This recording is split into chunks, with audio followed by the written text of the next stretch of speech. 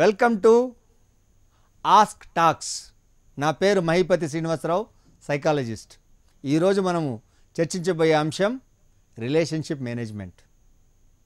మనకు ఒక సేయింగ్ ఉంది ఇంగ్లీష్లో, your network is your net worth అని. మన జీవితంలో మెషిన్స్లో పనిచేయడం చాలా ఈజీ, కానీ మనుషులతో పనిచేయడమే చాలా కష్టం సుమా. కానీ మన మనుషులతో కలవకుండా పని చేయకుండా మన జీవితంలో విజయాలు సాధించడం అనేది, మనతో సంతోషంగా ఉండడం అనేది కష్టమైన పని.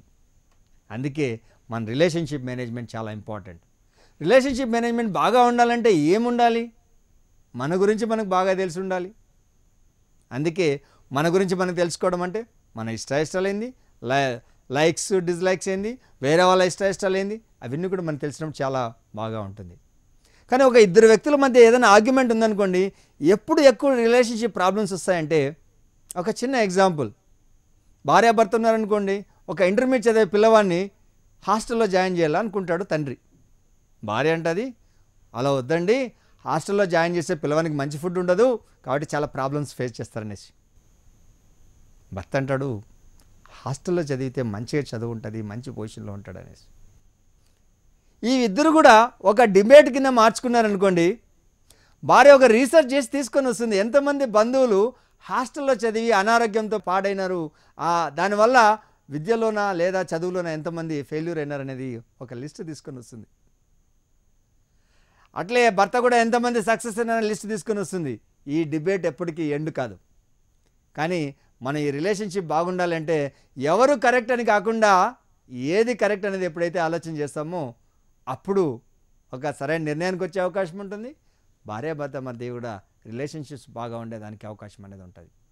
అందుకే చూడండి, ఏ వ్యక్తి అయినా కూడా రిలేషన్షిప్కి చాలా అడ్డంకులు ఏమొస్తాయి. ఒకటి ఈగో అంటే నేనే కరెక్టు, నాకే తెలుసు అని ఎప్పుడైతే మనం ఫీల్ అయ్యి మాట్లాడుతున్నామో అప్పుడు ఆ ఈగో వల్ల రిలేషన్షిప్ దెబ్బ తినే ఛాన్సెస్ ఎక్కువ ఉంటాయి. ఇంకొకటి కారణం కోపం ఎందుకు వస్తుంది మనుషులకి? మనకి నచ్చిన విధంగా ఎదుటి వ్యక్తి ప్రవర్తించకపోతే మనకు కోపం వస్తుంది కాదండి. ఒక్కసారి ఆలోచన చేస్తారా? మనకి నచ్చినట్టుగా ఎదుటి వ్యక్తి ఎలా ప్రవర్తిస్తారండి? అందుకే మనకి సేయింగ్ కూడా ఉంది, తన కోపమే తనకి శత్రువు అని. కోపం రావడం వల్ల మనలో ఫిజియలాజికల్ చేంజెస్ వస్తుంటాయి. ఆ చేంజెస్ వల్ల మనలో ఒక సెక్రీషన్స్ మన ఇమ్యూనిటీని కూడా తగ్గిస్తాయి. కోపం వచ్చినప్పుడు మనం కంట్రోల్ చేసుకోగలం. ఎందుకు కోపం వస్తుంది అనేది మనకి ట్రిగ్గర్స్. కొంతమంది చెప్తారు, సార్ నాకు వాడిని చూస్తే కోపం వస్తుంది సార్ అనేసి. నేను నవ్వుకుంటా అతన్ని చూడకుండా ఉండు అనేసి. సార్ చూడకుండా ఉండలేకపోతున్నా అంటే, are you not able to control yourself? ఈ యొక్క సూత్రము అనివెల్ల వర్తించకపోవచ్చు. నేను బాస్తో పని చేస్తున్నాను, బాస్ని చూస్తే నాకు కోపం వస్తుంది అనేసి నేను చూడడం మానేసి అనుకోండి, బాస్ నన్ను పంపించేస్తాడు. కానీ I should manage my self, how I can make a better relationship. అందుకే చూడండి, ఎప్పుడైనా కూడా మనకి ఏ కంపెనీలో అయినా కూడా ఏదైనా ఉద్యోగం రావాలంటే నీకు ఎంత బాగా నాలెడ్జ్ ఉంది, ఎంత బాగా కాంపిటెన్స్ ఉంది అనేదే కాదు, ఆ కంపెనీలో ఎవరైనా నీకు తెలిసిన వాళ్ళు ఉన్నారా, వాళ్ళ ద్వారా రెఫరెన్స్ ఏమైనా వచ్చే అవకాశం ఉందా అనేది.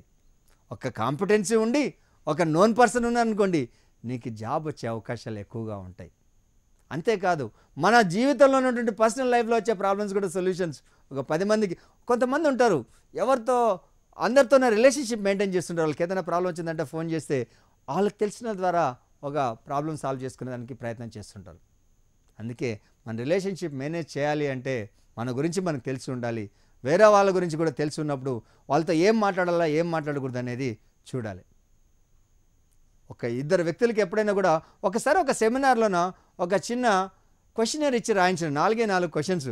మీకు నచ్చిన హీరో, మీకు నచ్చిన హీరోయిన్, మీకు నచ్చిన స్వీట్, మీకు నచ్చిన రంగు రాసిన తర్వాత మామూలుగా అందరూ కూడా ఫ్రెండ్స్తోనే కూర్చున్నారు కదా, మరి మీ ఇద్దరి మధ్య ఏదైనా మ్యాచింగ్ అయిందో ఏమో చెప్పమని చెప్పాను. నేను చెప్పాను, ఎవరైనా కూడా రైజ్ చేసినారు హ్యాండ్ అంటే 4 కూడా మ్యాచ్ అయినాయంటే అది మ్యాచ్ ఫిక్సింగ్ మాత్రమే. ఎందుకంటే ఏ ఇద్దరి యొక్క ఆలోచనలు ఒకటే విధంగా ఉండవు.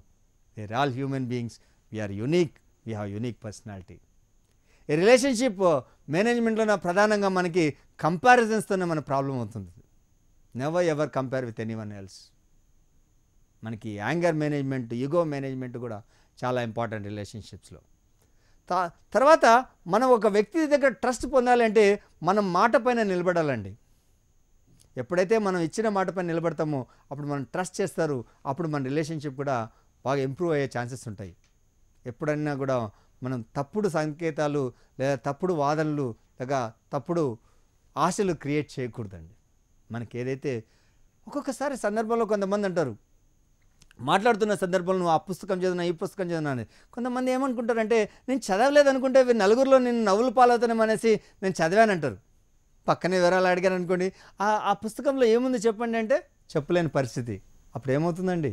అందుకే తెలిసిన దాన్ని తెలిసినట్టుగా తెలియని దాన్ని తెలియనట్టుగా చెప్తే పెద్ద సమస్యల్లోకి వెళ్ళం. మన రిలేషన్షిప్ మెయింటైన్ చేసే క్రమంలోన మనం మాట్లాడే తీరు కూడా చాలా ఇంపార్టెంట్. అందరితోనూ మనం మాట్లాడుతున్న క్రమంలో నేను ఎవరితో మాట్లాడుతున్నాను, ఏం మాట్లాడుతున్నాను, ఎలా మాట్లాడుతున్నాను అనేది కూడా చాలా ఇంపార్టెంట్.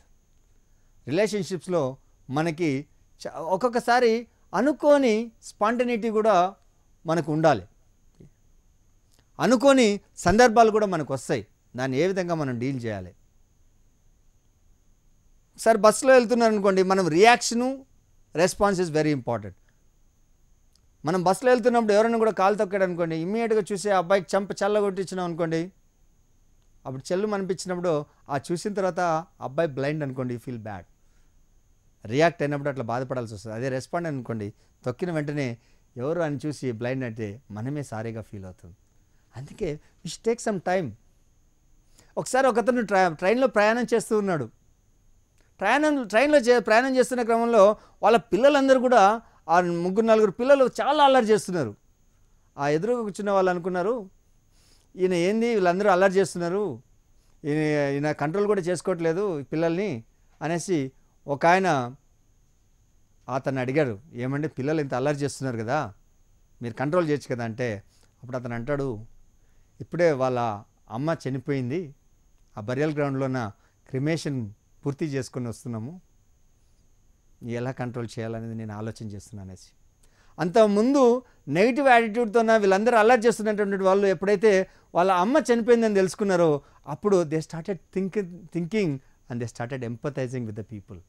అందుకే రిలేషన్షిప్లో ఈ ఎంపథీ డస్ మ్యాటర్. సింపథీ వల్ల పెద్ద రిలేషన్షిప్ బిల్డ్ కావండి, జాలి వల్ల మనకి రిలేషన్షిప్స్ బిల్డ్ కావు, కానీ ఎంపథీ వల్ల రిలేషన్షిప్స్ అనేటివి బిల్డ్ అవుతాయి.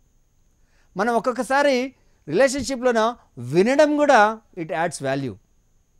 ప్రతిదానికి మనం సొల్యూషన్స్ ఇవ్వలేకపోవచ్చు, కానీ ఒకరు బాధపడుతుంటే ఆ బాధలోనే మనం షేర్ చేసుకోగలగాలి. ఒక విజయంలో మనం ఏ విధంగా అయితే షేర్ చేసుకుంటామో బాధల్లో కూడా ఎప్పుడైతే మనం షేర్ చేసుకుంటామో అప్పుడు ది అండర్స్టాండ్ ఈచ్ అదర్. మన రిలేషన్షిప్కి చాలా ఇంపార్టెంట్ ఏంటంటే మన understanding. Why do we get have misunderstanding? ఎందుకు వ్యక్తికి మధ్య మిస్అండర్స్టాండింగ్స్ ఉంటాయి? సరైన విధంగా మనం కమ్యూనికేట్ చేయలేకపోతే మిస్అండర్స్టాండింగ్స్ వచ్చే ఛాన్సెస్ ఉంటాయి.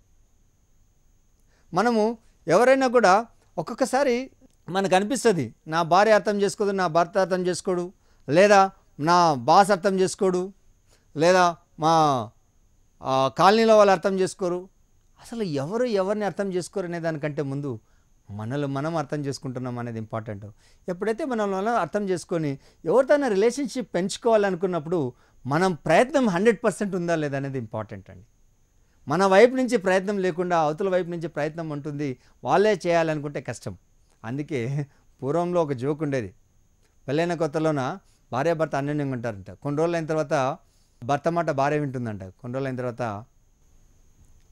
భార్య భర్త మాట వింటుందంట, ఇంకొన్ని రోజులు అయిన తర్వాత ఇద్దరు మాటలు చుట్టుపక్కల వింటారంట.